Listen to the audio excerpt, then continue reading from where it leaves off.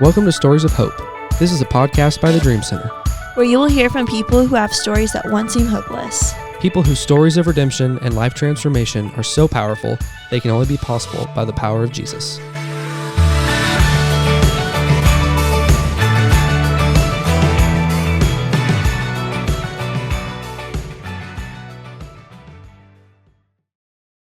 Hey everybody, welcome back to Stories of Hope. Super excited about keeping this next season going. If it's your first time here, my name's Brady. I'm one of our hosts, and this is Sarah, our co-host. And today we're joined by Tim Sutton, who is a member of the Dream Center's board. He's been involved here for, a long time. We'll get into that a little bit, but thanks for being here, man. Excited to chat with you and just kind of get to hear some of your story. So, well, thanks for having me. Oh yeah.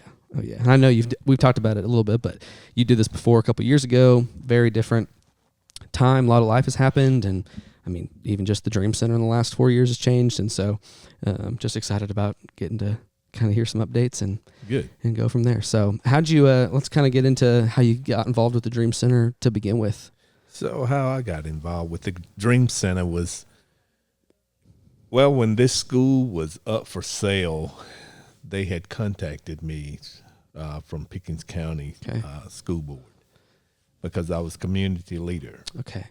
And they wanted to sell it to the black community because this was such a hub in the community. Yeah, right. From Clearview School.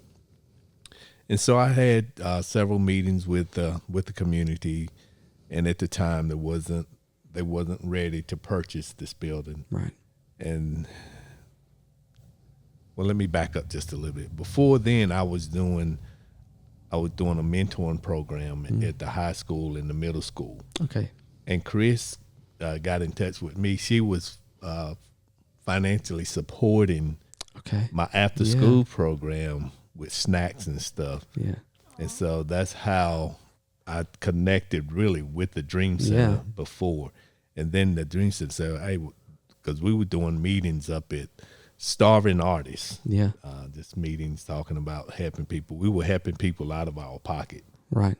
Before when we got started. Yeah. Putting them in hotels. And then when this came available, when the community didn't want to purchase it, I said, hey, well, I'm with you guys. Let's do it. Yeah, right. And they said, great. What a better person to have. Right. A person that grew up in this community.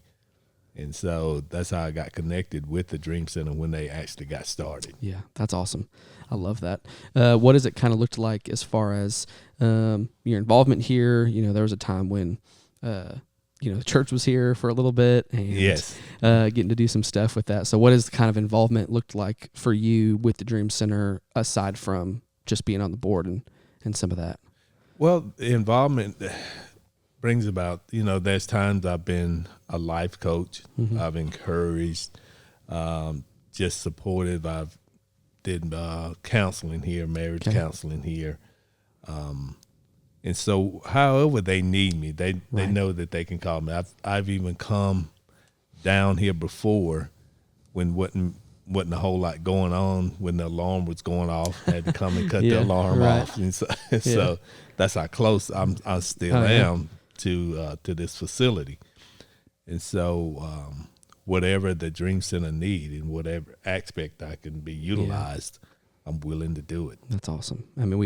We appreciate it. I've loved, you've come to support worship nights in the past. You've been here for graduations. I've been to your house, so I know how close you are. Yeah.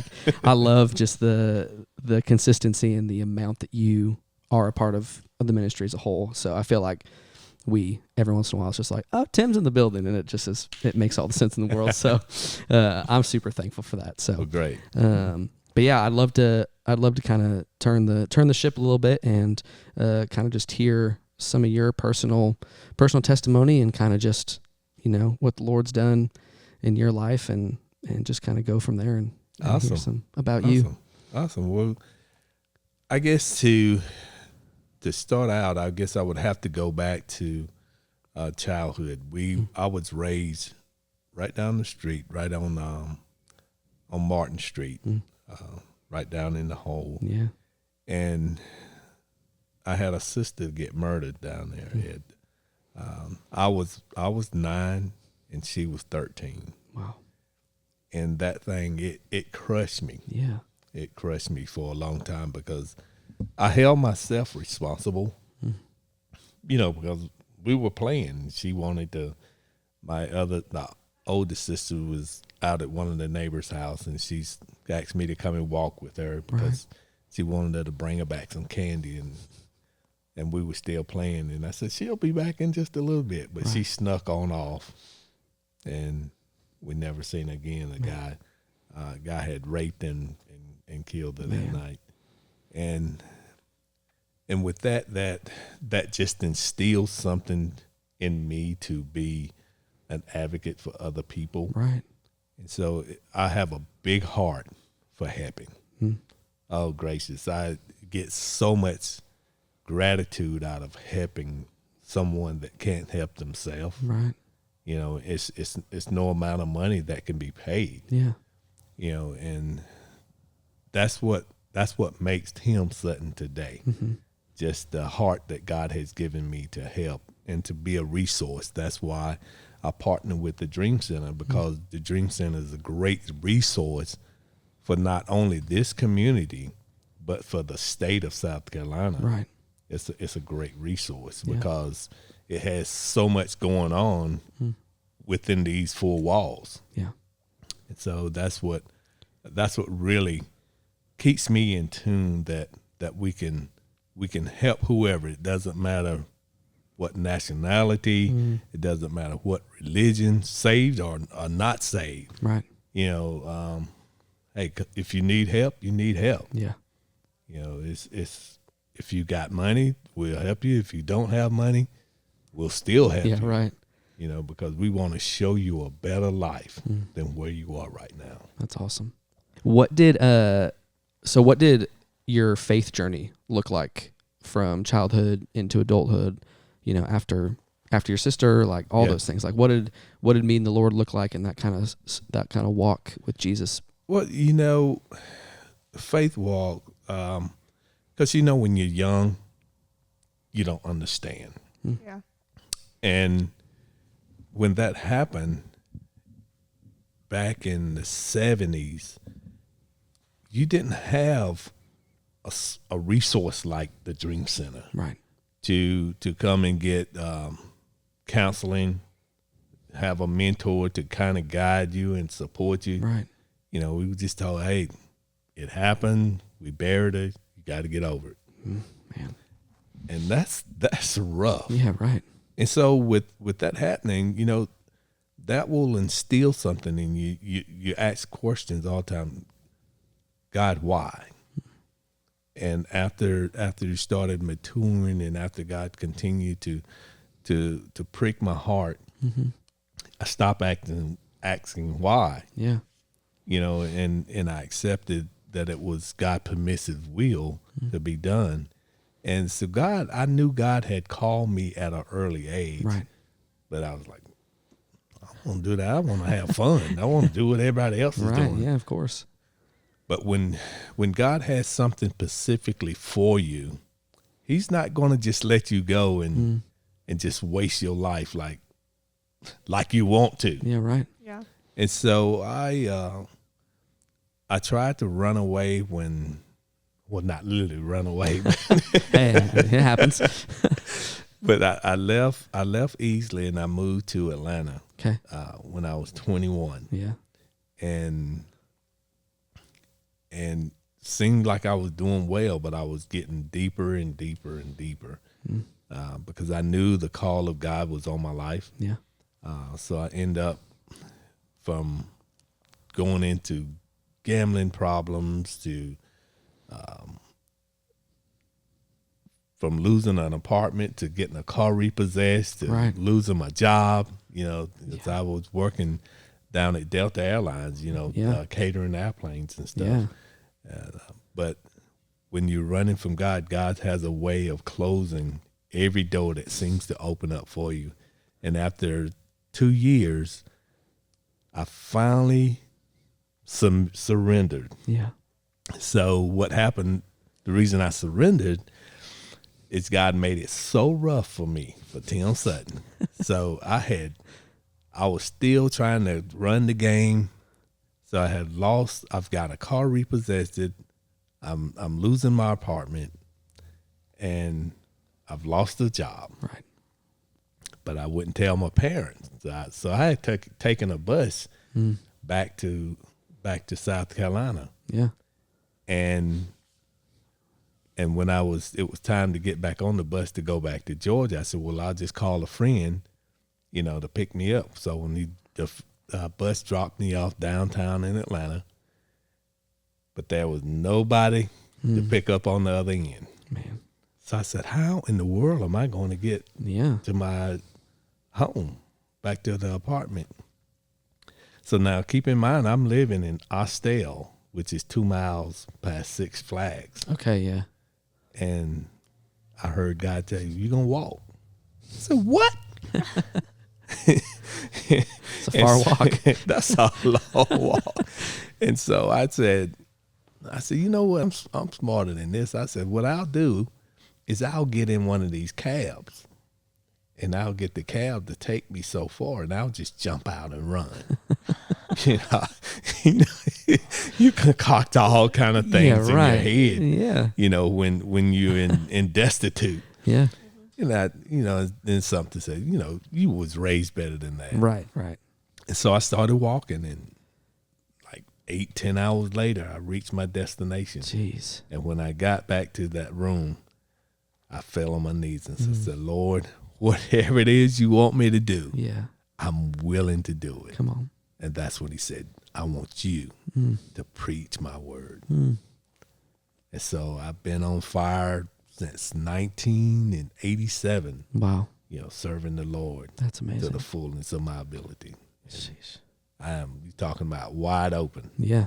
So I don't let nothing hinder me now, because I know when the hand of God hits your backside, it hurts. Yeah, right. Yeah. He's trying to get your attention.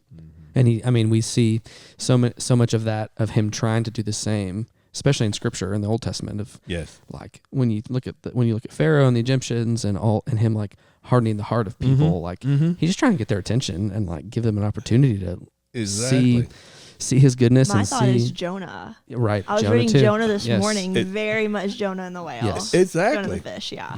Jonah. I need you to go here, and Jonah goes totally opposite. Yes. That's exactly what I did. Yes. That's beautiful. Yes. So what did it look like? Like, what are things that you did from the time you were 9 up until, you're Jonah and you're Jonah? what were things that kind of like helped guide you on that path, other than the Lord God kind of instilling that you from a young age? What people, what resources, were there any other things that kind of happened to help guide you to be in a spot where, you felt that calling, but like it was still like, what are things that kind of like God used to kind of get you there? Yeah, it's a good question. The things that kind of guided me was having good grandparents, Yeah. That's already established and rooted and grounded. And they always tell me, God's got something in store for you. Right. And at the time you don't understand it. So what really helped me from 9 until 21 was being very active in sports. Right. That's what we done, from playing stickball to basketball, shooting in just a bicycle rim, just nailed up to a tree, then playing sports in high school and going on, so that's what really helped channel my energy to not do the worldly things and get caught up in something that's unforgiving. Right. Was your family, was there a strong like walk with Jesus in your family? Like, is faith a big part of your grandparents' life and the background of your family, or are you kind of the first? No, my great grandfather was a preacher, was a pastor. My uncle was a pastor. Wow.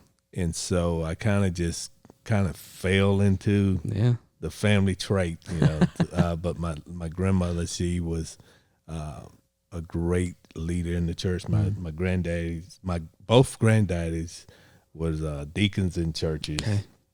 And so we was raised at Easley Union right over here. Yeah. And then we started attending Christ Space, which is right down here. Yeah.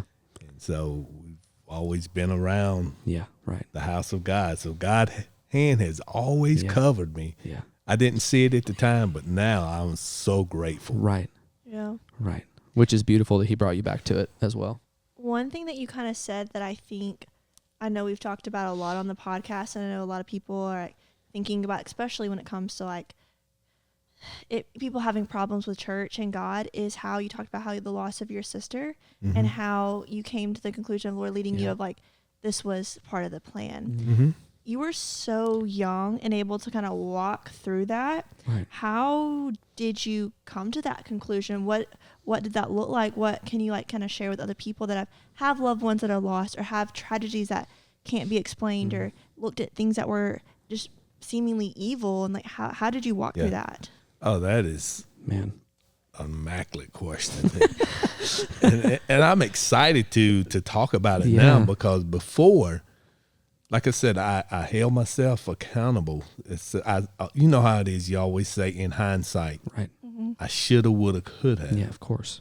And so what I would tell people now is that you have to continue to stay on your knees and say, God, give me peace. Right. Give me directions to accept your permissive will being done. Because for a long time, like I said, I was mad, angry, and disappointed. But until I accepted what God's permissive will was, then I was able to release myself. The first thing you have to do is release yourself. Yeah. Because if you don't release yourself, you're no help to anyone. Right. Yeah. So That's good. true. Yeah. You know, you can hide behind the mask, Yes. but, you know, even though you're hiding behind the mask, at night when you're alone, realness comes to play. Catches up. Yeah. You know, so that's what I would tell people is to continue to trust God. Because when I one of my favorite scriptures is Proverbs 3, 5, and 10, when it talks about trusting the Lord with all your heart and lean not to your own understandings. That lets me know that there's some things that will happen in your life that you have no power, no control, and you don't understand them. But in all your ways, acknowledge who God is in your life, that he's first and foremost, and then you can get through it. You can grow through it. Yeah. And that's how I was able, because before I couldn't even talk about it Yeah. Right. without breaking down, crying, and you know, and getting angry again. You know, but now when God gives you peace, oh, it's nothing like it. Yeah. That's so true. That's beautiful. Really, really beautiful. And then also going back to, I love that, you know, leaders in the church, pastoral roles. Like I love that runs in your family. So I don't know if we said this already, but you are a pastor now. Yes. And if this wall wasn't right here, we could see the church building. Exactly. And so what did that whole journey look like of getting Divine Purpose going? And oh man, that is very interesting.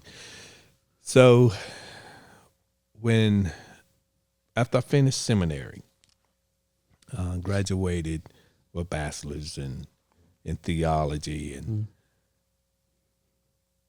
churches started calling. So I was going down to Abbeville preaching. I was going all over preaching. yeah, Union, but then a church in Anderson got in touch with me. yeah, And they said, we want you to come down and apply for our church, which was Mount Olive Baptist Church. And we went down, and they fell in love with us, and because they had a church split. okay, And they said, well, we want you to be our pastor. And so I stayed down there, and it was like 9 people when we first got there. And we grew that church to roughly 125, 150. wow, beautiful, yeah, Over a 10-year period. wow, And then when it was just like one morning I woke up and God said, "You've done all you can do right here. It's time to move." But I didn't. There again, I'm wrestling God. Jonah. I'm like Jacob. I'm wrestling. Yeah, right. I'm wrestling with him. And it seemed like the longer I stayed, the harder. Right. It was like pushing a car uphill Yeah. with flat wheels. Right.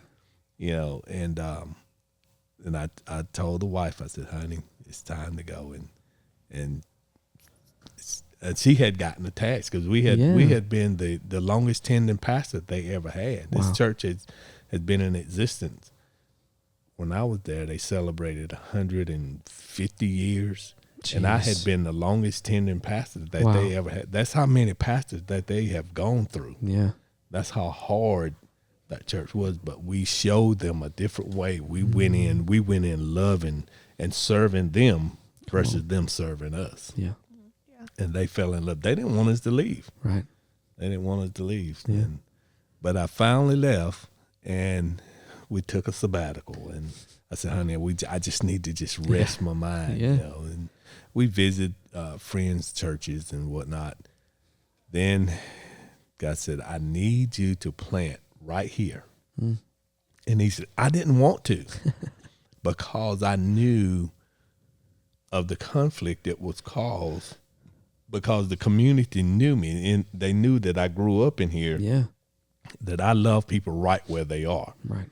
And I knew that it would draw some people from other churches, and I didn't want that. Yeah.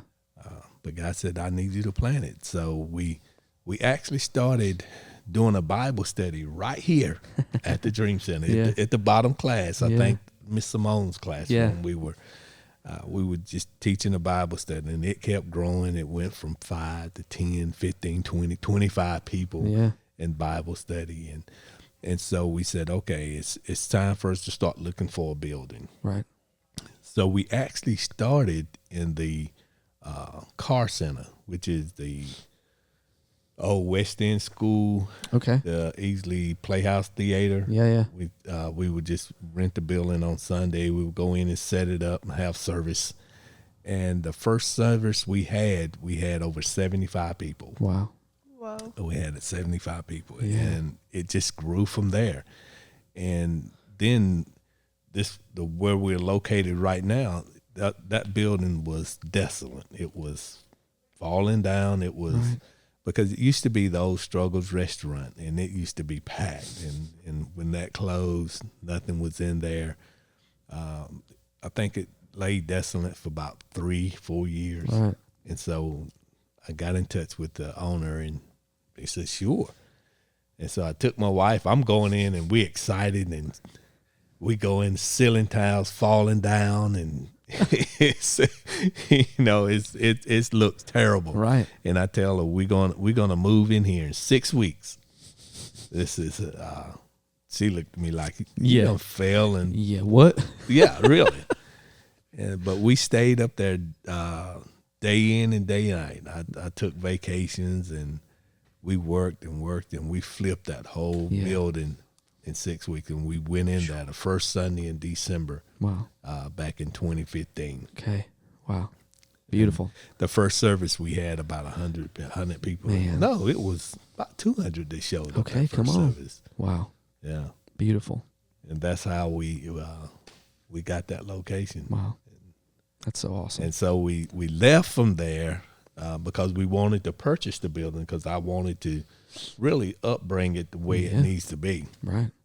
And the guy he didn't want to sell it at first. And so we left and we came here Yep. for a period and worshiped in the auditorium. Yeah. And after we came here, he agreed, okay, I'll sell it to Yeah. Which is so awesome. That's so And awesome. So we were able to work out a deal to where we can purchase the building, and Praise the now Lord. we're back up there after we were here Yeah. because that's when I had the accident. Yep. Oh yeah. Go ahead and we can get into that too. Well, Yeah. since you mentioned it. So we worshiping here, and after Father's Day, I had my daughter, my granddaughter was on the deck with me, cooking for Father's Day, and then that Wednesday, I go outside to take out the trash, and the whole deck just separates. I go straight down 12 feet. Boom. And when I hit, I landed on my left leg, and my tibia came out to see your own bone sticking out. Man. And the other bone was broken 8 times, and the foot it was horrific. Yeah, yeah, horrible. Thank God somebody was home. Yeah, right. Yeah. Because with each heartbeat, you could, it was just squirting. Yeah. And I knew that had I been there alone, I would have bled out. Yeah. Nothing I could have done. Man, what does that journey look like? But God. But God. Yeah, right. But God, so I go into the trauma. So happened, the best trauma surgeon in the state was at the Greenville Hospital. Praise the Lord. At Prisma. Wow. And he put it back together. He told me, he said, Tim, Mr. Sutton, I started 3 times to just amputate it. Sheesh. It was that bad because it was right after so much rain and it was muddy. Right. And I'm thinking, well, I didn't know because I was out at that time. But they put it back together, and 17 screws, 2 plates, 2 pins. Yeah. Later. Oh yeah. And so that did okay for a while, but after a while, those stuff started failing. They started breaking, and I asked him, why did it happen? He said, in the midst of your fall, what you don't understand is that your ankle exploded. Right. And so I didn't have enough material to work with. And so when they went back in, they actually cut bone, grind. Well, he told me, I didn't. I was right. grinding it flat, making it back round, and they end up fusing my foot and ankle together. Golly. But I lost the pivot in the rotation, but I'm able to walk again. Yeah, right. I walked in here today. Yeah, you Thank sure you, did. Jesus. Yeah, right. Yeah. Wow. I mean, I remember even when it first happened, like you coming by on the scooter or like whatever it was, and so to be able to see you like walking up the hallway, no assistance, it's amazing. And like honestly, like I mean, you can't unless you can't like tell. It's not like you're walking with like horrific limp, and you don't, it's just like I know about it because you're my friend. Yeah, like, exactly. But praise the Lord that you were able to. Yes, thank you. To heal and go through that and in the midst of that, thank God for being close to Him, right, and Him close to me. Yeah, because being truthful, that stuff will mess with your head. Oh yeah, when you're so used to being active, right, in the community, and you can no longer help no one. People have to help you. Yeah, it played with my head for a little bit. Yeah, yeah. One of the things I didn't mention about the church that I am super thankful for is me and you got a fun season of getting y'all like your 501c3 status set up, and exactly. Man, thank you. So even again, thankful for it too. But like even thinking through that season of just getting as much time as we got to spend together, and watching you guys go from not sure about the building to back in here to getting the building, and just seeing the whole thing. It has been really cool to be able to see this like pretty big journey of like wanting to do all the things the right way and to get a building, and you weren't sure how it was going to work out or if it was going to work out, and then coming back here to where it was like, we need somewhere to meet, to then getting like the letter in the mail of like, y'all are good to go, like all the paperwork is done correctly, and then even through the foot, just like, I don't know, one thing I admire about you a ton is like your trust in like His ways are better than my ways, His thoughts are better than my thoughts, like trust in the Lord, lean not on your own understanding. Like I feel like that just is so true just about who you are as a whole. And so just to like honor and thank you just for the way that you live that out in your life. Like True. it's so encouraging and honestly challenging to me to be able to live my life the same way. Well, good. So it's very cool to see, and I'm thankful that I get to see you enough to where I can learn from that part of your life, which is awesome. Well, that's great, man. Thank you. Yeah, of course. So It's cool to see how you made that a choice for so long, and now it's just who you are. Yeah. You made Right. the decision so much, it just flows from you now. So that's really cool. Yeah, that's one of the things that I really enjoy, and a lot of time I get asked a lot of time, how are you able to keep your head up when so much has happened? Yeah. It's God. Yeah. Yeah. And a lot of times the world don't understand that. Yeah. But until when God is all you got, and you see Him actually move in your life, Yes. it's nothing nobody else can say or do to convince me It's otherwise true. that God is real and He's there to help you. Yeah. All He wants us to do is to really trust and depend on Him. It's to surrender, to commit to Him. Yeah. Because once He commits to you, He's there. Yeah. God won't change. No. It's we ourselves. We are so fickle. Yes. But I'm determined not to be that pancake. You know, I Yeah. don't want to be flippy. Yeah. Right. Yeah. That's so good. Literally what I was about to ask you next was, do you have anything that you would like to share with anybody listening to like give them a little bit of hope? And that feels pretty. If there's anything else, go ahead. But I was like, okay, maybe we don't need this question because that was pretty. That's what you know. If anyone are listening and they've been wrestling, it seems like everything you touch goes sour, and it seems like every time you try, it breaks apart. But I want you to know that when you continue to trust God and make sure your motive is right. Yeah. A lot of times we go into a task and our motive is all wrong because we go in it with self-pride. And when you humble yourself before the mighty hand of God, the scripture tells us that He will exalt you in due season. Yep. It's just not your season yet. Just wait on God. Yeah. That's why I love that Isaiah. It's when he talks about wait on the Lord, you know, be of good courage. Yes. You know, so we've got to learn to wait. Just wait on Him, but keep serving God. Even if He don't do what you ask Him to do, what God will do will be so much greater than what you think you wanted. Yes.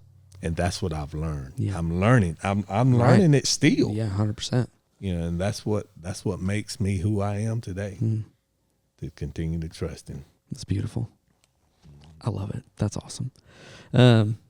Well, thank you for doing this. Thank you for saying yes. And there's so much encouragement and great perspective in everything that you shared. So just thank you for loving the Dream Center and for jumping in on these wild things we ask you to do every once in a while. Yeah. Good. No, thank you guys, and just anyone out there listening. You know, if you want to be a part, especially the Dream Center, you know, they're here. Yeah.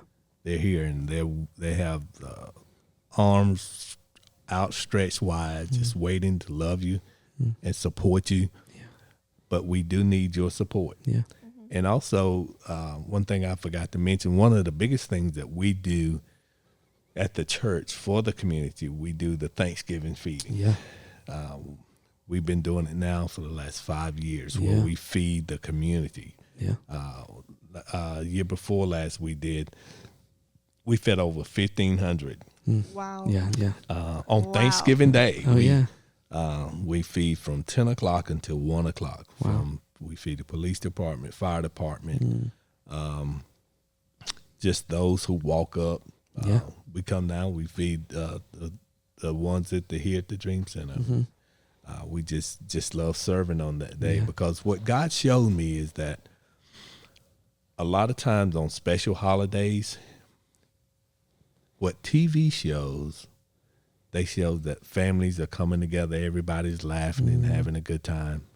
And that's not how it is. Yeah, it's Not always. No, it's true. There are some people that are depressed and lonely and sad, and they have grown to hate the holidays. And so what God showed me is that to be there for those individuals. Right.